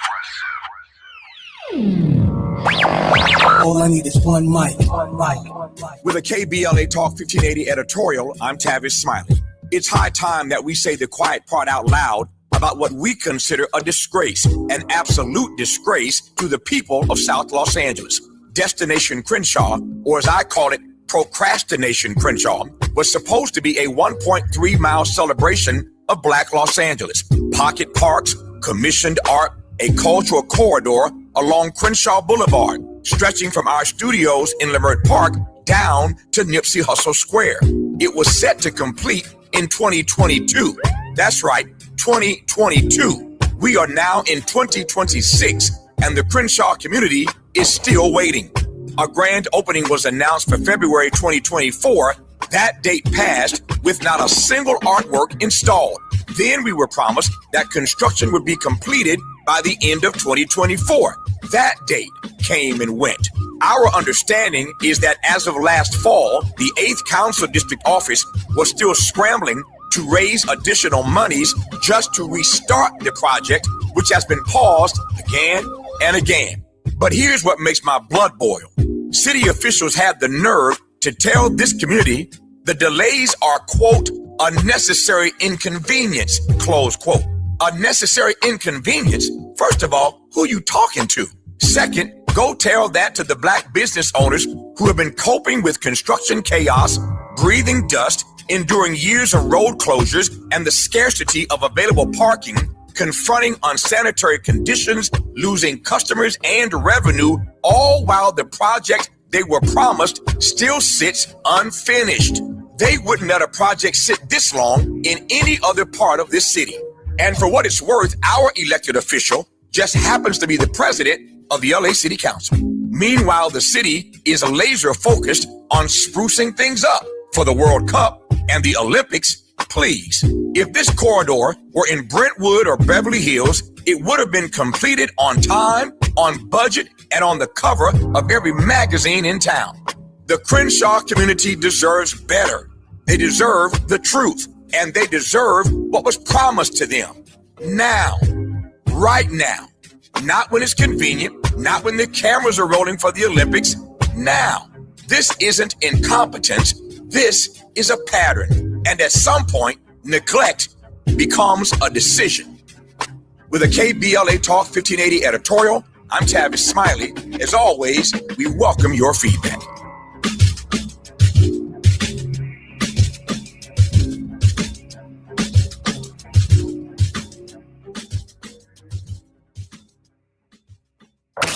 You're listening to Jesse Jackson Jr. on KBLA Talk 1580.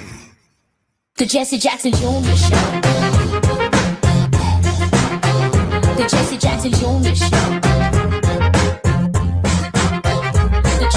Jackson Jr. Show. The Jesse Jackson Jr. Show. King Folly drops the beat. Come on and talk with me. Come on and listen to me. Come on and talk with me. Come on and listen to me. KBLA Talk 1580. I'm Jesse Jackson Jr. We're in the World House with Dr. Johnny Mack and a very special guest, Dr. Nee Quarterly-Quartey. Dr. Mack's research includes extensive study of Martin Luther King Jr.'s logic of nonviolence and the U.S. Civil Rights Movement. He explicates Dr. King's logic of nonviolence using King's call to restructure the social edifice, and particularly its triple evils of poverty, racism, and militarism, with a revolution of values that is effected through peaceable power. Dr. Nee Quarterly-Quartey is the White House correspondent for A More Perfect Union radio talk show here at KBLA Talk 1580. Before returning to his passion for political journalism for almost 2 decades, Dr. Quartey had developed his expertise in national affairs by being actively engaged in policy advocacy efforts on issues ranging from civil and human rights to childhood obesity and to senior issues. Born into a Ghanaian American family, Dr. Quartey holds a doctoral degree in organizational leadership and a master's degree in social entrepreneurship and change from Pepperdine University, making him, from my perspective, the most overqualified person at KBLA Talk 1580. He should be a professor somewhere teaching, which he is. Dr. Q, welcome forward to the Jesse Jackson Jr. Show. And as always, Johnny, welcome forward to the show. Thanks, Jesse. Good to be here. Johnny, before I get to the, thank you, Dr. Q. Before I get to the philosophical question of Dr. King, Dr. Q, Cuba, historically, responsible for supporting liberation movements all over South America, all throughout the Caribbean, essentially Western, Sub-Saharan Africa as well. The role that Cuba has played in our liberation struggle has been nothing short of legendary. Strangling Cuba is to strangle the story of liberation in our continent and in our world in a real sense, Dr. Q. Yes, and Jesse, just while we've been on the air, I see a little bit of breaking news related to Cuba. Bloomberg reporting that the U.S. sanctions Cuba's president as Trump pushes harder for change. The U.S. sanctioned Cuban President Miguel Diaz-Canel and members of his family, ratcheting up pressure on the communist government even further. I'm not sure if the president is live listening to us right now, and if this is perhaps in response to our fact-finding mission on the ground. But this is just a reminder that this U.S. aggression, this conflict, is not letting up anytime soon. It's getting worse, to the point that you made before the break.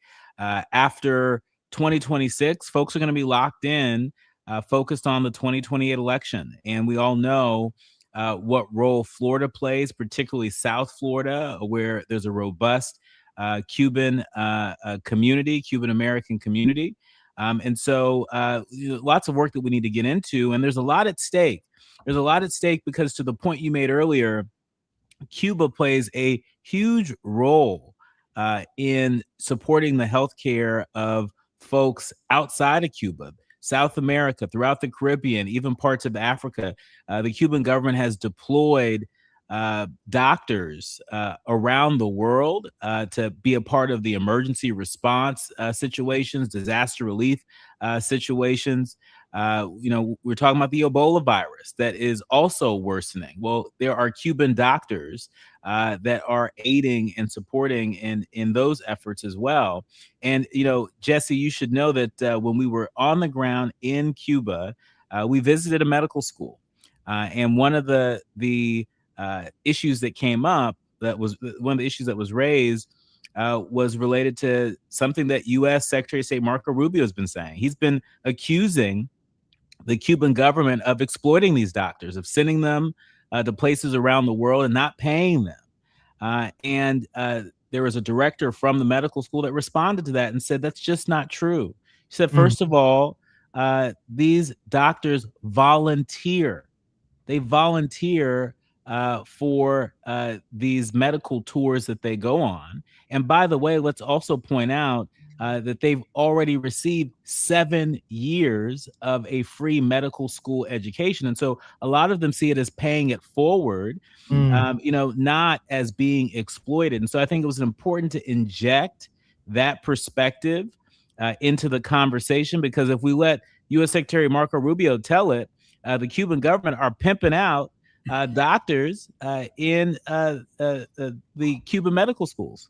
And that's something, I find it fascinating, Dr. Mack, that the U.S. government is sanctioning Cuban leadership for ideological reasons, but that no governments around the world are sanctioning Trump and the Trump family for corruption reasons, including but not limited to their desires for critical resource minerals, as well as patents and trademarks in various parts of the world, using official government resources to do personal business that include, but not limited to, never having to pay taxes or be audited ever again if you don't pay taxes. I find that particularly deeply troubling, and I appreciate you breaking that story for us right here on KBLA Talk 1580. As we speak, breaking news: the President of the United States, the administration, and the Secretary of State have now sanctioned the government and the president, more specifically, of Cuba, not Raul Castro, who was indicted, but the present sitting president of that country sanctioned him, which, at one level or another, it is a behavior that no one ever uses against the president of the United States. And the case certainly could be made in this moment that the United States government and its leading family could be sanctioned as well. Dr. Mack, let me move this question to the philosophical question of geopolitically locate us on where Dr. King would have us in this time, in this moment, if you can, and in this space. Well, I'm happy to, Jesse, and just for the record, this is more than philosophical. King, yes, indeed, was quite the thinker, but he was also quite practical. Recall, Jesse, that in his what's commonly called the Vietnam speech, that is a time to break silence, King very practically describes the U.S. as the greatest purveyor of violence. That's not just philosophical; that's very practical. That's true. So he calls for this revolution of values, of course, but King ultimately calls violence by its name. And so a blockade that denies 10 million people the energy that they need to operate daily, to live normal daily lives that we all expect to live. That's economic violence. And so understanding violence in a very practical way, that's not philosophical. That has a profound impact on the day in and day out lives of ordinary citizens of Cuba.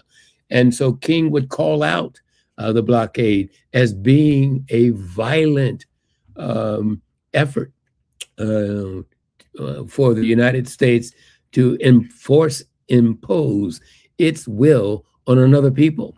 And so, we have to call violence by its name. So poverty is a form of violence. Racism is a form of violence. And militarism, they are all forms of violence, not just philosophical, ideological concepts. They have a very practical impact on the daily lives. And so King would call out these forms of violence that are being imposed on Cuba and other nation states around the world at the will of the United States of America. So in this moment, the triple evils actually knock at the door of Cuba: racism, militarism, all of it is right there. Unquestionably, it is a case study par excellence. And the revolution of values is our behavior. It's about our behavior, not about changing their behavior, but about changing our own. It certainly is a call to all of us. Our own values seem to impose these forms of violence as ordinary human nature. They are not. They are choices. They are choices that we make in order to impose our will, not only here domestically, but globally. We'll have some concluding thoughts when we come forward on KBLA from Dr. Q. as well as Dr. Johnny Mack. I want to know how we can support both of their works. Dr. Q will share with us how we can listen to his show and how we can support Johnny Mack's work in the World House. More on KBLA Talk 1580 when we come forward.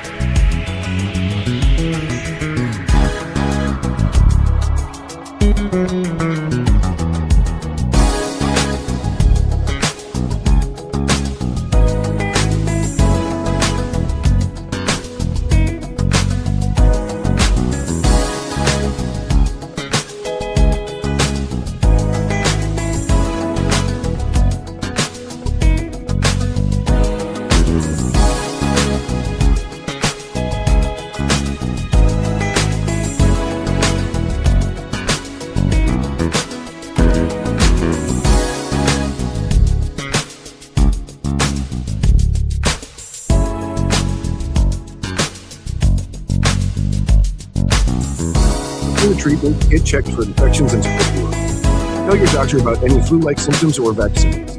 Liver problems leading to hospitalization may occur when treated for Crohn's or ulcerative colitis. Control is everything to me. Ask your doctor about Skyrizi, the #1 prescribed biologic in Crohn's and ulcerative colitis combined. Learn more at skyrizi.com or 1-866-SKYRIZI. Hear that? That's the sound of your life. Perfectly imperfect. Beating in rhythm to the world you've created. But every time you drive after drinking, the music gets drowned out. Your life sounds pretty great. Don't let a buzz ruin it. Buzz driving is drunk driving. Don't drive buzzed. A message from NHTSA and the Ad Council. KBLA Talk 1580. We've got a lot to talk about. KBLA Talk 1580, connecting you with services and solutions. These are hard times for housing in America. Too many in our community face barriers to safe housing, behavioral health care, and affirming spaces for healing, particularly those impacted by poverty and stigma or incarceration. Rooted in South LA, Ahmad supports impacted communities through housing, wellness, and leadership development. Ahmad provides culturally responsive, peer-led support from transitional housing and mental health services to leadership development and youth empowerment. They offer safe, affirming houses for youth, transgender women, and formerly incarcerated individuals. Therapy and peer support with a focus on healing trauma in Black communities. HIV prevention and care, free testing, education, and wraparound services for whole person wellness. Standing in the gap with health, housing, and hope. Reach out to Ahmad Institute at 323-569-1610. That's 323-569-1610. Or visit amaad.org. This is a community call to action from KBLA Talk 1580. Knock, knock, Capital One Bank guy. Wow, Charles Barkley? I just moved into the neighborhood. Can I borrow some Wi-Fi? Sure, Chuck. That's what the Capital One Cafe is here for. Open 7 days a week. Oh, can I use your ATM? My dog walker only takes cash. Anything for a neighbor. Can I try the catchphrase? Sure. Take it for a spin. There's no fees and minimums on Capital One checking accounts. Nice, Chuck. I'll take it from here. Capital One. What's in your wallet? Terms apply. Visit CapitalOne.com/bankguide for details. Capital One and a member FDIC. Now back to more of Jesse Jackson Jr. on KBLA Talk 1580. The Jesse Jackson Jr. Show. The Jesse Jackson Jr. Show. The Jesse Jackson Jr. Show. The Jesse Jackson Jr. Show. King Quality, drop the beat. Come on and talk talk with me. Come on and listen to me. Come on and talk with me. Come on and listen to me. KBLA Talk 1580. Download the app. I'm Jesse Jackson Jr. Welcome forward to the Jesse Jackson Jr. Show on KBLA Talk 1580. Tomorrow, lighting it up right here on the Jesse Jackson Jr. Show, will be none other than the president and CEO of the Rainbow Push Coalition, my brother, Yusuf Jackson. Going to check in with him, nearing and closing in on his quarter-year leadership of the National Rainbow Push Coalition, as well as Bishop Joseph Tolton will be joining us on the Jesse Jackson Jr. Show. But in this hour, I am particularly grateful that the World's House with Dr. Johnny Mack is returning, along with Dr. Q, from an international humanitarian effort and now an education campaign here in the United States to what's going on the tiny island of Cuba.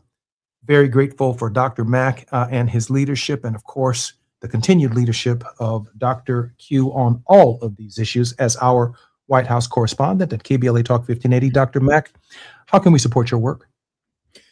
Thanks for asking, Jesse. Our website is just 4 words, The World House Project. Again, our website is theworldhouseproject.org. You go there and you can learn more about our work, and you can make a tax-deductible contribution. Thank you, Johnny.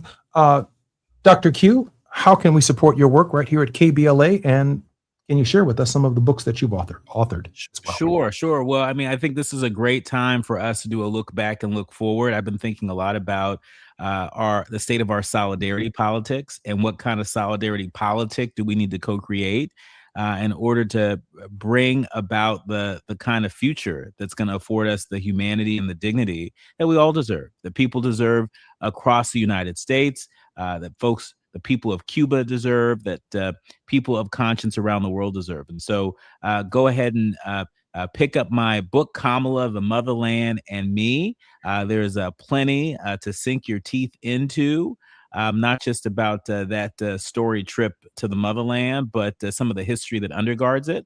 And we're going to keep you current on A More Perfect Union. And so go ahead and subscribe to A More Perfect Union podcast powered by KBLA. That way you won't miss some of our most memorable conversations. And you get to have us with you everywhere you go. I appreciate you, Dr. Q, and I certainly appreciate you, Johnny. Johnny, let me do something different. Let me allow both of you an opportunity for a closing word of hope in light of this international trip that you took. Dr. Q, both of you have seen human suffering. You've been here in the United States, but now you've seen what the United States is capable of doing outside of our nation. It's taken decades to develop a reputation through successive administrations. These administrations are literally ambassadors and representatives of the American people on the ground. I do have a final question for you as you both prepare your words of hope.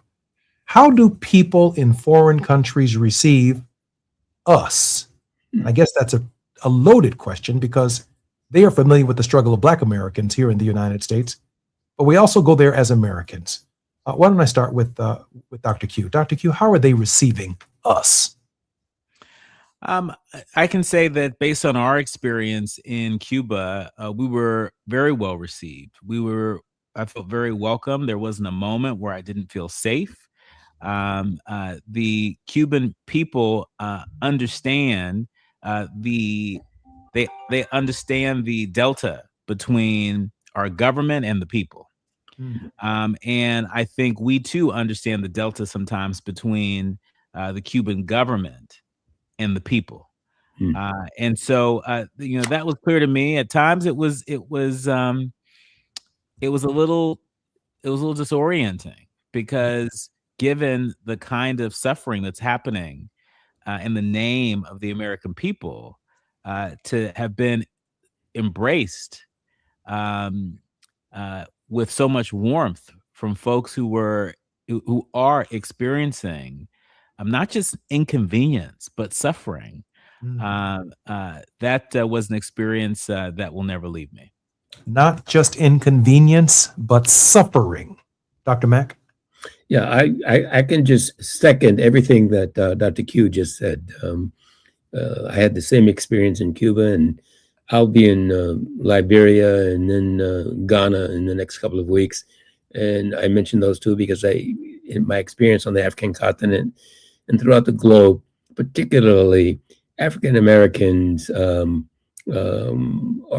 generally received well around the globe, particularly in the southern half of the global hemisphere. People tend to identify with our struggle as we identify with theirs. And so, again, I would second all that Dr. Q has said on that issue. I want to give a special shout out in this moment. We have about 3 minutes before we come forward, but a very special shout out to Dr. Ron Daniels. I have every reason to believe he was on that trip because he tried to get me to go. I'm not so sure it would have worked out without internet and doing our show back here in the United States. But I'm grateful for his leadership, and I'm grateful for the delegation that went. And I'm so grateful that all of you have come home safely. Dr. Mack, some closing thoughts, a word of hope? I'll be very quick. You mentioned, of course, our good friend and example, Dr. Ron Daniels, who organized this trip. There were others, James Early, Denise Rolark, Julianne Malveaux. These are some of the, my peers in many ways. But I really want to focus on that younger contingency that was part of our trip as my word of hope. Louis Romaine of the Justice Crew, Tandiwe of Abdullah of Black Lives Matter, Kim Pools of Teaching Artists Institute, and particularly my good friend Ni Quartele Corte. If he were not on this show, Jesse, I would tell you I've learned so much from this young brother, and there's great hope for us as a people and for our nation because of people like Dr. Q and those others that I've just mentioned. I have great hope. Dr. Q is absolutely the truth. Dr. Q, we have about 1 minute and 45 seconds. You know how to end these shows better than I do. Dr. Q, your word of hope for our listeners. I have great hope because of great leaders and great minds like that of Dr. Ron Daniels, that of Dr. Johnny Mack, and so many others, James Early. I learned so much. I mean, I had a chance to geek out with folks who are not new to this, but are true to this. And true to this across continents, across waters, across communities. And so I have been fed by this experience, and my job is to help feed others. And that's what we do as information warriors through the work that we do. That is a part of the tradition of the Black press. And I'm so proud to be a part of this tradition. And that's what gives me hope. It's because, I can look to the past and holding some radical imagination about the future, I can move forward boldly, confidently, and hopefully courageously. Dr. Q, can I lean on you to take us out? You know this better than I do.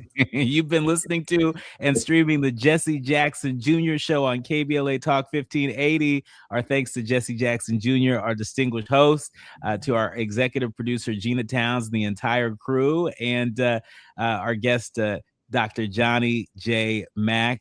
We love you, Jesse Jackson Jr., and you can't do anything about it. More when we come forward on KBLA Talk 1580. Thank you, guys. Appreciate you being here.